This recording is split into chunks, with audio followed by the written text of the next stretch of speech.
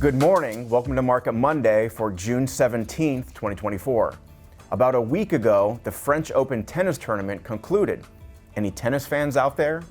Of course, the French Open being the second major of the four. They'll go to Wimbledon next, then wrap up in New York at the US Open in September. One notable name was not in the draw this year, one of the all-time greats, Roger Federer, who officially retired a couple years ago. In a recent interview, he says, quote, "In tennis, perfection is impossible. In the 1,526 singles matches I played in my career, I won almost 80% of those matches. Now, I have a question for all of you.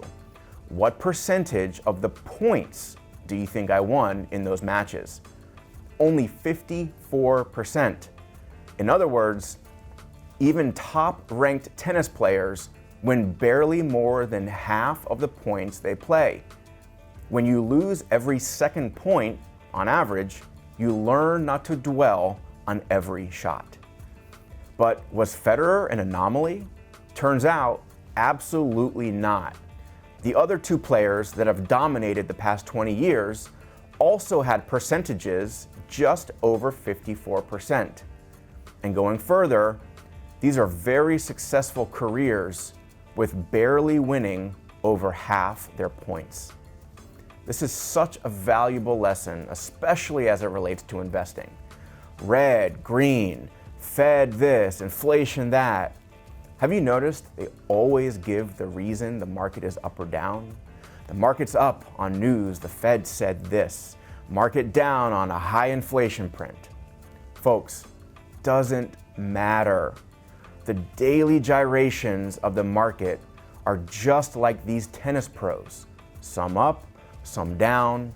But as Roger Federer says, don't dwell on every shot. Turning to the markets, the S&P 500 stock market is having a fantastic start to the year so far. In fact, after the first 112 trading days of the year, we're currently in the 22nd best start since 1930. And oddly enough, it's the only election year of the bunch. We can see that more often than not, the market continues higher for the remainder of the year, often adding double digits to the already strong start. That's fine and great that the market is doing well, but what is actually driving that performance? Turns out, a lot of it is coming from one single stock, NVIDIA. Here, we're looking at the largest individual contributor to annual S&P 500 stock market returns. You can see 2024 right here, with NVIDIA contributing a massive 35% of that 12.4% gain. The stock alone being up over 145% for the year so far. And today, we'll leave you with, here we're looking at average monthly volatility during presidential election years. Of course, we're in June right now, which isn't even shown here. But starting next month and continuing every single month until election, let's expect volatility and noise to increase. But let's absorb it, not fear it, and potentially even act on it. There may not be any particular reason for it, just noise.